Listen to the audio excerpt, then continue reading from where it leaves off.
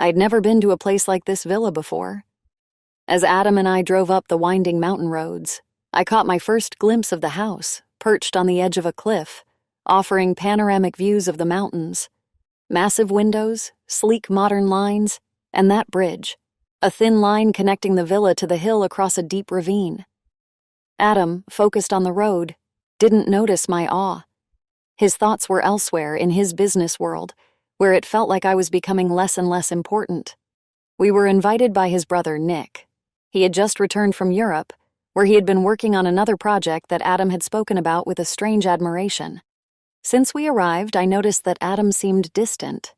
Our conversations grew shorter and his touches were rare and mechanical. Even in a place like this, where everything should have stirred something between us, he was cold. Nick greeted us with his usual energy, a smile on his face. His charisma filled the space. He caught my eye and suggested we take a walk to the other hill across the suspension bridge. I smiled back, but something inside me was changing. I felt lost amidst all this beauty, among people who seemed to live in a reality where I had no place. There was something drawing me to Nick. His ease, his openness, perhaps even his success, which sharply contrasted with how I saw my life with Adam. We had dinner on the open terrace, and I marveled at the mountains, their majestic peaks rising silently as if they knew something more than I did. Adam was busy on his phone as usual, discussing numbers, plans, deals. Nick would occasionally strike up a conversation with me, but his words felt empty, like an echo in the mountains. With each passing hour, I felt it more. The distance, the silence between Adam and me. Like the bridge between us was starting to tremble under the weight of our growing misunderstanding. The next morning, Nick suggested we take a walk to the lake. The lake was like something out of a fairy tale, turquoise water reflecting the green mountains. The small boat dock stretched into the quiet, and it felt as if the whole world was holding its breath. Adam, as usual, was busy, checking his phone, answering calls. He barely participated in our conversation. Nick, on the other hand, was full of life, joking and telling stories about his recent adventures in Europe. He seemed so relaxed, as if no worries ever touched him. It stood in stark contrast to the heavy atmosphere between Adam and me, and that unsettled me. When Nick suggested fishing on the boat, I didn't expect him to start asking me more personal questions. We were alone on the water, while Adam stayed on shore, busy with his own affairs. Nick looked at me in a way no one had before. His gaze was studying, almost evaluating, yet hidden behind his usual smile. "Are you happy, Claire?" he asked, catching me off guard. I wasn't prepared for such a question. My first instinct was to laugh, but inside I felt a tightening in my chest. "Of course," I replied, trying to sound confident, though my voice wavered slightly. "Sorry if that was too personal," he continued, his eyes never leaving me. "It's just, I always thought places like this should bring joy." I tried to steer the conversation to something neutral, but his questions grew more direct. "You seem a little lost lately," he said quietly, holding his fishing rod. "Is everything all right between you and Adam?" I lowered my gaze, avoiding eye contact. The question hit too close to home. Adam had been growing more distant, and sitting here across from Nick, I realized for the first time just how alone I felt. But I didn't want to discuss that with him. Didn't want to open up under his probing questions. "Everything's fine," I repeated. But Nick wasn't the kind of person easily fooled. He sensed it. His silence was like the calm before the storm, and in that moment I realized his attention towards me wasn't just friendly. I turned away, looking at the calm surface of the lake, and felt the silence around us grow tense. The water seemed serene, but inside me everything was beginning to stir. Night had fallen over the mountains, and the stars shone above the villa like countless jewels on a velvet sky. We sat on the terrace, enjoying the stillness that seemed interrupted only by the distant whisper of the wind. Adam, as usual, was absorbed in his business, and had left for yet another call, leaving me alone with Nick. I tried not to dwell on how uncomfortable I was becoming in his presence. With each passing day, his attention felt more obvious, but I kept trying to ignore it, convincing myself everything was fine. Nick poured me a glass of champagne and raised his own, smiling. "To peace and tranquility," he said, lifting his glass to the sky, as if those words held some special meaning for him. I smiled, but something inside me stirred, as if I knew that peace was the last thing I should expect. The conversation started light, innocent. We talked about his trip to Europe, Adam's work, the weather, everything except us. But with each sip of champagne, I felt the walls between us begin to melt. Nick asked increasingly personal questions, and without realizing it, I began answering him in ways I never could with Adam. "Sometimes I feel like you're out of place," he said suddenly. I looked at him, feeling his words sink deeper than I wanted to admit. "What do you mean?" I tried to keep my voice steady, but inside something was starting to vibrate. "You seem lost," he said softly, but his gaze held mine. "Here, with Adam, with this life, you're looking for something else, aren't you?" My hands tightened around the glass. I felt suffocated. I didn't know how to respond, but it seemed like he already knew the answer. Nick stood up and moved closer, and I felt him come too near. I took a step back, feeling it was time to return inside, to Adam, to reality. "I need to go," I whispered, but just as I turned, his hand accidentally brushed against mine. The contact was fleeting, accidental, but it caused a storm within me. I felt a wave rush through my body, something dangerous but at the same time irresistibly attractive. My skin burned where he had touched me, and I realized it was hard to move away. I looked at him, and in his eyes I saw something more than just friendly interest.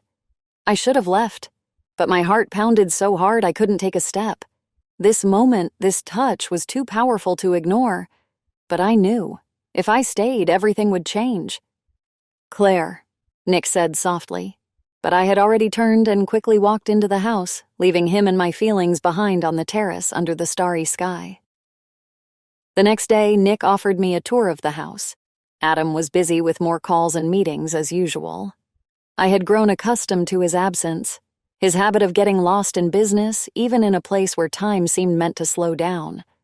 Nick, on the other hand, was eager to immerse me in the history of the villa, showing me secret corners that perhaps Adam didn't even know about.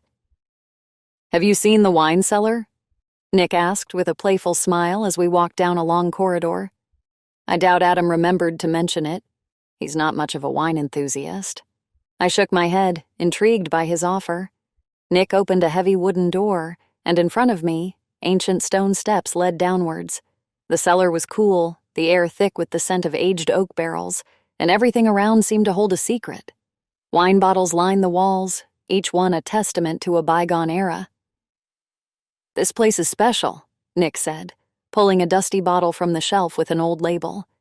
"You can forget everything down here. Escape reality." He looked at me in a way that suggested those words weren't just about the place, but about us. My heart began to race, and at the same time the cellar walls seemed to close in. We were alone, and the sudden closeness in this confined space made the atmosphere unbearably tense. Nick opened the bottle and poured me a glass.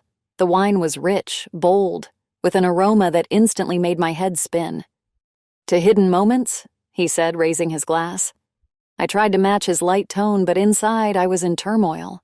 His words, his gaze, this moment, it all felt like a step beyond the point of no return. We stood so close that I could feel his presence, making it hard to breathe. When he reached out to hand me the glass, his hand brushed mine again. And this time I couldn't hide my reaction. A wave of warmth surged through my body, and suddenly I realized I could no longer resist this pull. "Nick, we shouldn't," I started, but before I could finish, he slowly leaned in, and our lips met. The kiss was explosive, unexpected yet long overdue. All the emotions I had been holding back came flooding out, and I allowed myself to give in to the moment. But just as the world seemed to freeze around us, I heard footsteps above. I pulled away from him, feeling the surge of fear and guilt rise inside me. "Adam," I whispered, as if saying his name could somehow stop the impending disaster. We both stood still, listening to the sounds. The tension in the air was unbearable. In that instant, I realized just how far we had gone and how dangerous this game had become. All we could do now was hope we wouldn't be discovered. A few days had passed, but I couldn't shake the feeling of guilt. Every move I made reminded me of what had happened in the wine cellar. I tried to avoid Nick, to avoid his piercing gaze that always seemed too close to the truth. But each time we crossed paths, even by accident, I felt an invisible thread between us, growing stronger with every glance. Adam, as usual, was consumed by his work. It seemed like he didn't care where I was or who I spent time with. It was both a relief and a painful reminder of the chasm that had formed between us. I felt like I was losing myself in this world, between duty, guilt, and the growing attraction between me and Nick. One morning, Nick suggested showing me the suspension bridge that connected the two parts of the house. Adam didn't object, too absorbed in his business calls. I knew I should refuse, but I couldn't find the strength to resist the offer. We walked along the narrow path leading to the bridge, and with each step the tension between us grew. When we reached the bridge, I froze. The thin cables swayed gently in the breeze, and beneath us lay a deep ravine, disappearing far below. I took a step forward, but immediately felt the bridge begin to tremble beneath my feet. "Scared?" I heard Nick's voice behind me. His tone was too calm for the situation, but there was something else in his eyes, something that made me feel like he understood that this bridge represented more than just a physical crossing. "A little," I replied, trying to hide my inner fear. But it wasn't just the bridge. It was him. It was us. We started crossing slowly, but each movement caused a slight shaking of the bridge, and this sensation only amplified my inner instability. It felt like the bridge was a reflection of what was happening inside me. I was trying to maintain balance, but everything around me was on the verge of collapse. At some point, Nick stopped in the middle of the bridge. I looked at him, feeling my heart begin to race again. He looked at me as if he could see everything happening inside me, and then he stepped closer. "You can't run from me, Claire," he said softly, and his words rang true. I knew it. He reached out, gently touching my cheek, and in that moment, I realized resistance was futile. The bridge trembled beneath us, but it didn't matter. I looked at Nick, and everything inside me crumbled and rebuilt itself at the same time. "Nick," I started, but before I could finish, he kissed me again. This time the kiss was more confident, more certain, and I couldn't deny it anymore. I could no longer fight what was happening. As I felt the bridge sway beneath us, I wasn't afraid that it would collapse, but that I would. The next day, Nick suggested we visit a modern art museum located not far from the villa. Adam, as usual, was engrossed in his business and easily let me go on this excursion. It felt like another way to escape reality, to run from the growing tension between us. But with every step toward the museum, I knew there was no more running. The emotions that had been swirling inside me were breaking free. The museum was impressive, huge glass walls stretching endlessly. Nick explained that one of the main attractions was a maze of glass walls. It felt like a symbol of what I was feeling inside: confusion, uncertainty, and the inability to find my way out. We entered the maze, and I immediately found it difficult to navigate. Every glass surface reflected us, and it seemed like I saw Nick everywhere. He walked beside me, but sometimes his figure would disappear around a corner, leaving me alone with my thoughts and reflections. There was a strange feeling, as if reality itself was becoming more illusory, and I couldn't distinguish between truth and fantasy. With each step, I sank deeper into my emotions. In this maze, it was easy to get lost, both physically and emotionally. I felt like Nick and I were moving further and further away from the outside world, as if the glass maze was pulling us deeper in. When we found ourselves alone in one of the maze's corners, I suddenly realized I could no longer fight what I was feeling. Nick stood so close that I could see every detail of his face, his gaze that spoke more than words ever could. In this confined space, surrounded by glass walls, the heat became unbearable. "You know this can't be stopped," he whispered, and I knew it was true.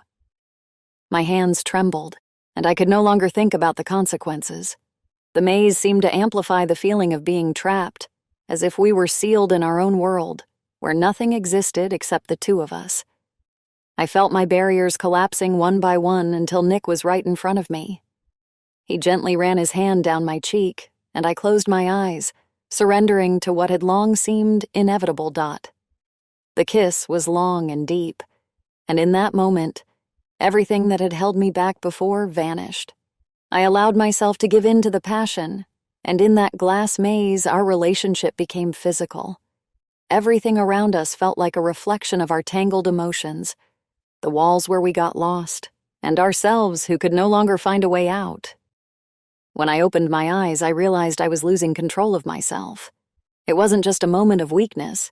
It was a turning point, from which there was no return.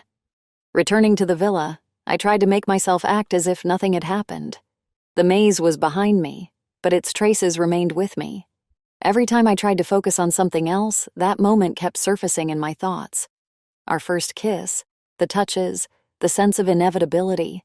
I knew I should fight this, but inside, I felt like I was losing control. Adam, as usual, didn't notice my state. For him, the evening by the pool was just another dinner in an idyllic setting, designed for relaxation. We sat at a long table near the mirror-like surface of the water. Around us, there was a peaceful silence, interrupted only by the sounds of nature, as if this world wanted to calm us. But inside me, everything was in turmoil. Nick was there, too.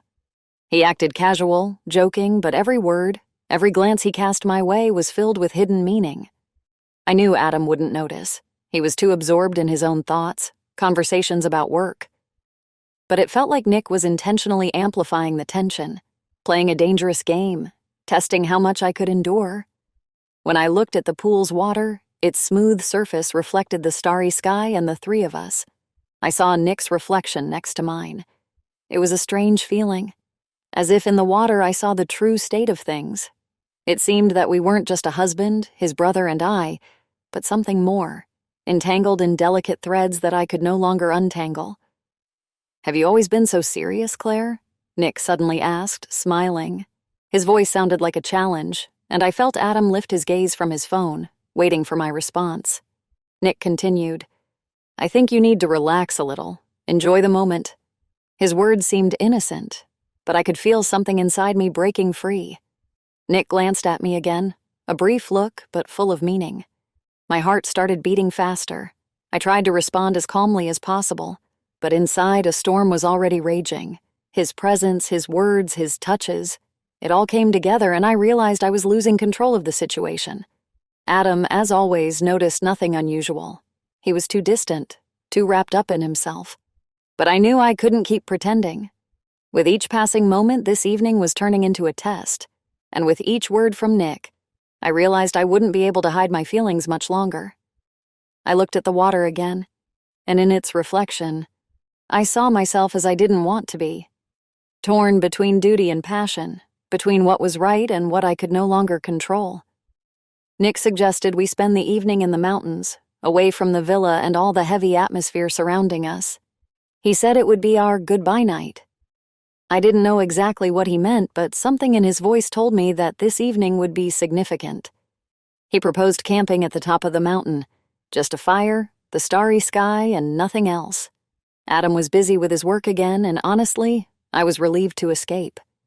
By the time we reached the campsite, night had already fallen. The air was cool, and the stars glittered above us like thousands of sparks decorating the dark sky. Nick started a fire, and the warm, crackling flames in the stillness of the night created a sense of coziness and solitude. We sat on blankets by the fire, and it felt like the whole world was far behind us. "You know, Claire, I thought I could keep everything under control," he began quietly, not looking at me. "But I guess I was wrong." His words, like the night, were filled with a sense of inevitability. He looked at me, and in his eyes I saw something I couldn't ignore. Not now, not ever. We had agreed to spend this evening without physical closeness, but inside me, everything was already tearing apart. Our conversation went deeper than usual. We talked about life, about what we had lost, about what we wished we could regain. Nick was more honest with me than ever before. "Adam loves you," he said suddenly, "but he's never seen you burn. He's never seen you the way I do." I didn't know what to say.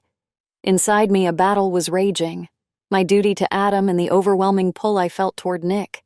I knew that what was between us wasn't just physical. It was something more, something I couldn't put into words. "This is our goodbye night," he repeated. "Tomorrow it all ends." But even as he said those words, I knew they didn't matter. We had already crossed the line, and no matter how much we tried to deny it, there was no turning back. The fire continued to crackle, and each sound echoed in my soul like a harbinger of something inevitable. He moved closer, and when our hands touched, I realized I could no longer fight it.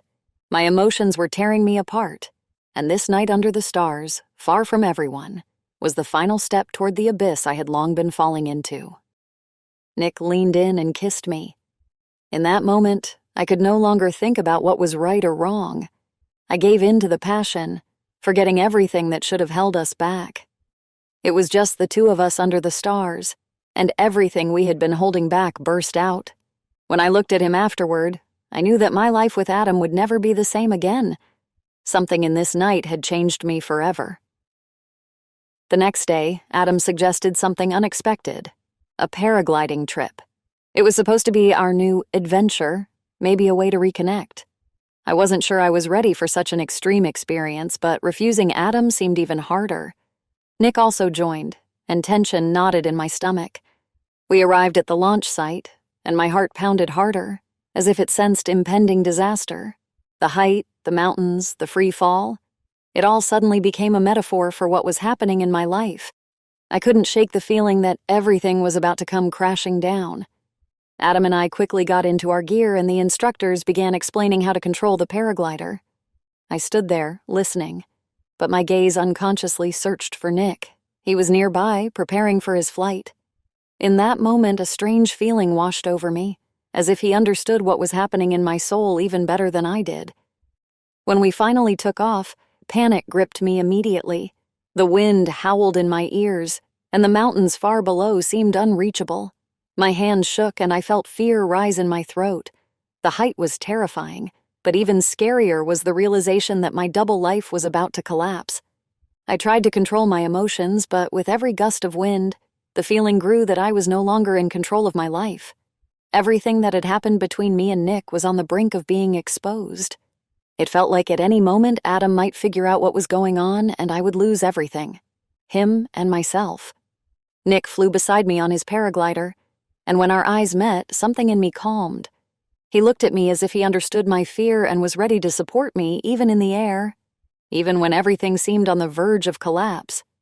But even his gaze couldn't take away the sense that I was standing on the edge of the inevitable. The flight became a symbol of the risk I had taken by getting involved with him.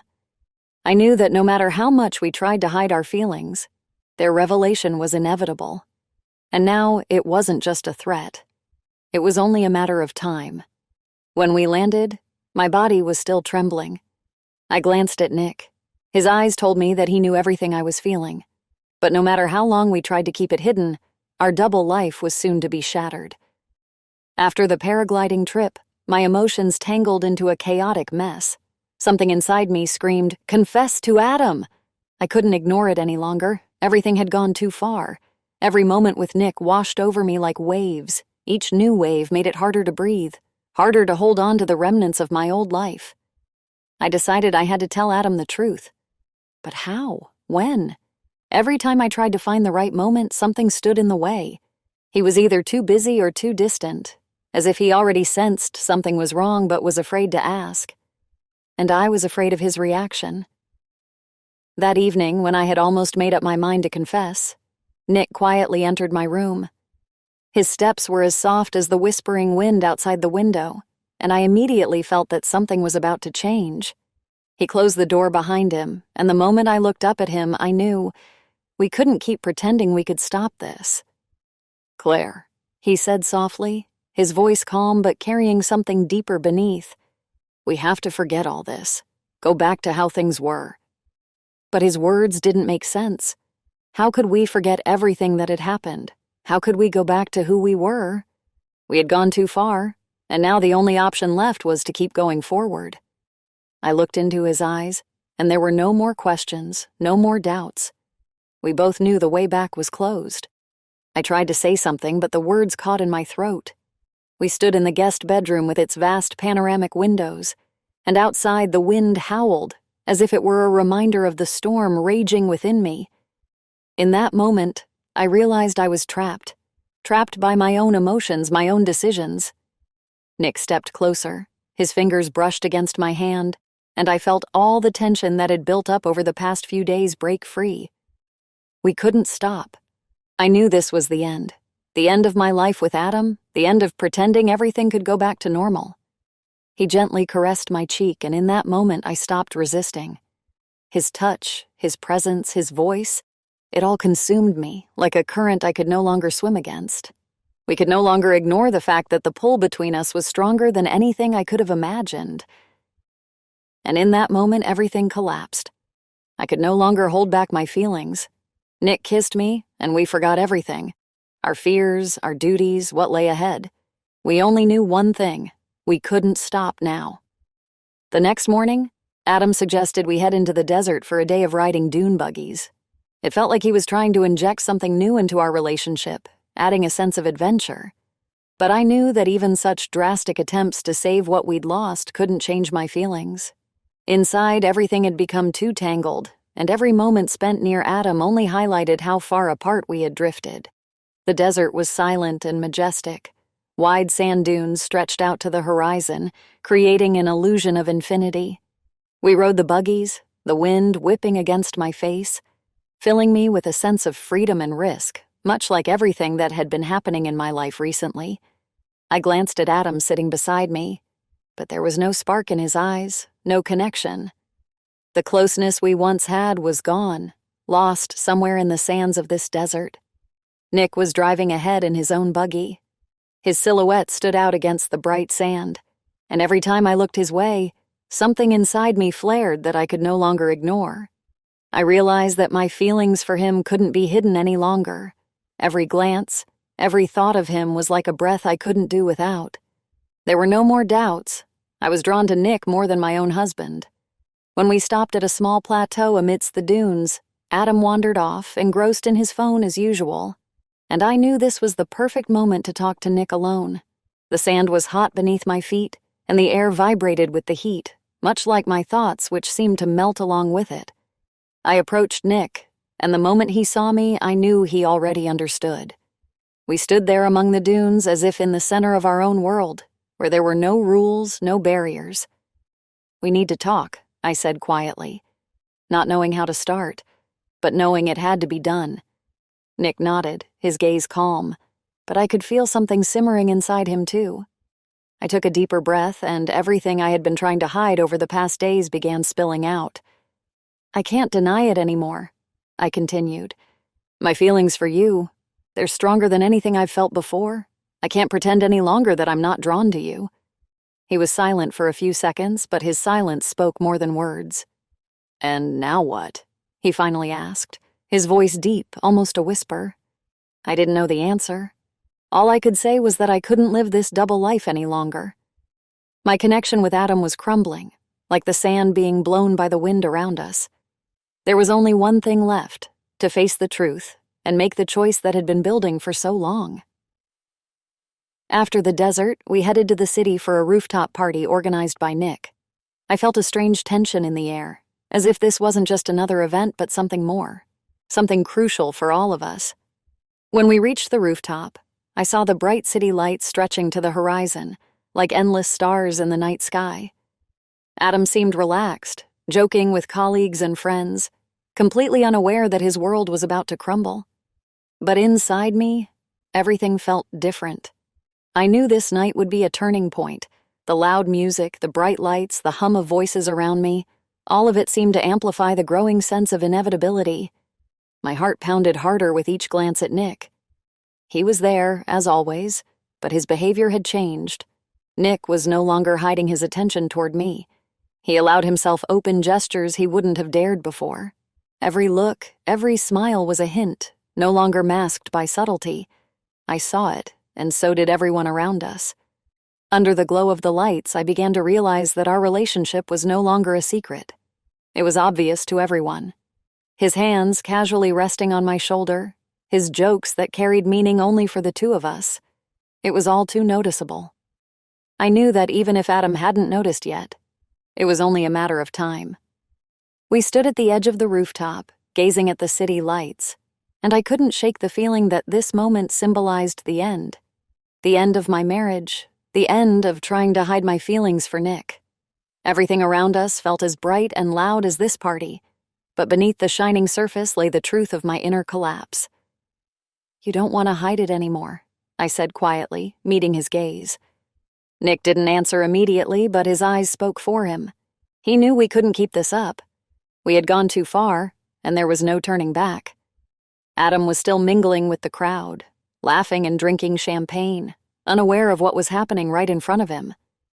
But I already felt the end drawing near. It seemed like with every glance, every small gesture, we were breaking what little remained of my connection with Adam. As the night drew to a close, I realized our marriage could no longer be saved. Under the city lights, to the sound of loud music, I saw how all my feelings and decisions had finally been laid bare. There was no more secrecy. I stood at the edge, not just of the rooftop, but of my old life, and I knew there was no going back. The party continued, but for me, time seemed to slow down. The music, laughter, bright lights, all of it became distant, as if I was observing it from behind a glass wall. I was physically there, but my thoughts were elsewhere, focused on one unavoidable reality: the impending catastrophe. I noticed that Adam had started watching me. His gaze was sharp, as if he was beginning to suspect something. For the first time in a long while, I saw a look of concern in his eyes.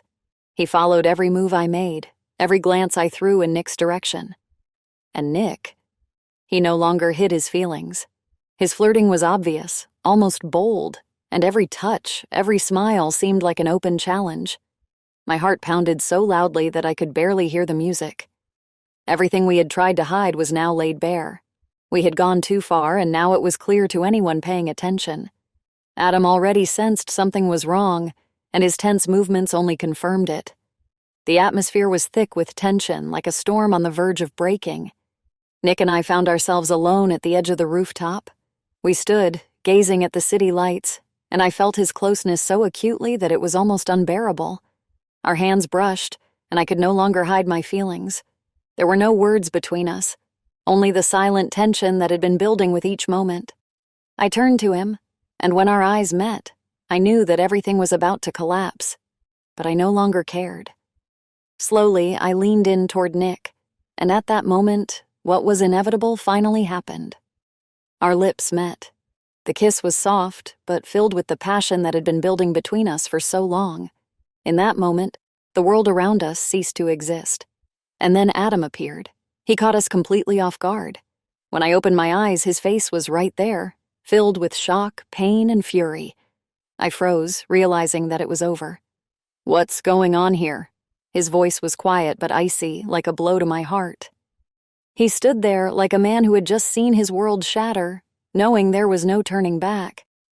Nick remained silent, and I couldn't find the words either. We were caught in the act, in the very middle of it.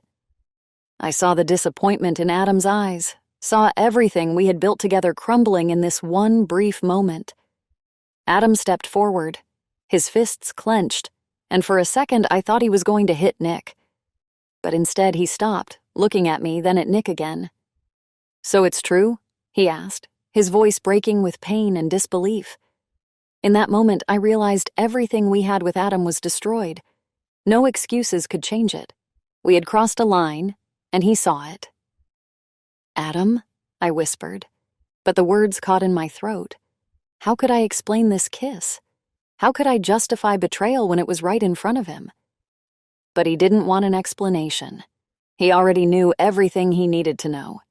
He recoiled as if he had just been struck. "I'm leaving," he said harshly. "Do whatever you want, it's over." He turned and walked away, leaving Nick and me standing on the rooftop.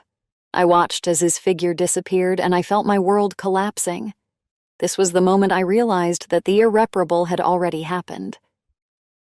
The next morning, I woke up alone in the hotel room, and with the first rays of sunlight came the realization. My marriage with Adam was destroyed. There was no hope for restoration, no chance to go back. All the events of the past few days crashed over me with renewed force. There were no more illusions that everything could be fixed. My life as I once knew it was now in the past. I sat on the edge of the bed, reflecting on how quickly and uncontrollably my life had spiraled downward. Guilt gripped me like a tight noose, making it hard to breathe. Images of Adam flashed before my eyes, his face when he caught Nick and me on the rooftop. I had destroyed everything that once gave me stability and comfort, and now I had to face the consequences. Nick came in later, his steps as quiet as always. He offered for us to run away together, to start fresh somewhere far from this reality, far from the destruction we had created. There was something tempting in his offer, the promise of a new life where I could forget everything that had happened. But despite the allure of his offer, I knew it wouldn't solve anything. Running away with him would only mean continuing to escape. From myself, from my guilt, from the pain of broken relationships. Even if we started anew, the old life would always follow me like a shadow, haunting every memory. I looked at Nick and realized that our affair, no matter how much I had wanted it, was part of the same destructive force. With him, I couldn't find peace.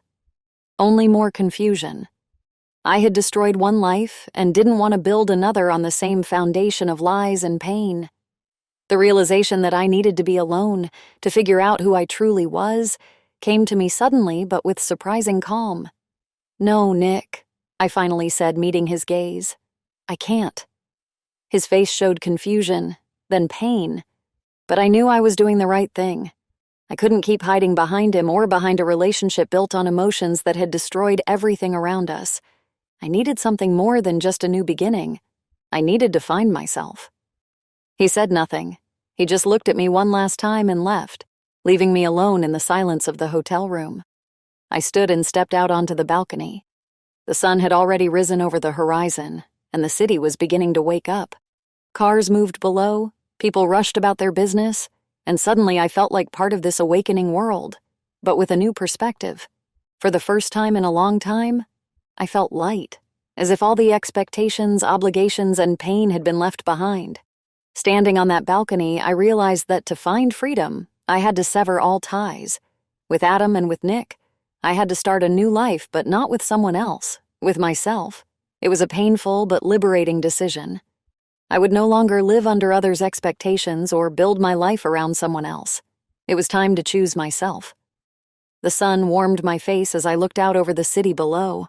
I didn't know what lay ahead, but for the first time in a long time, I was ready to face it without fear.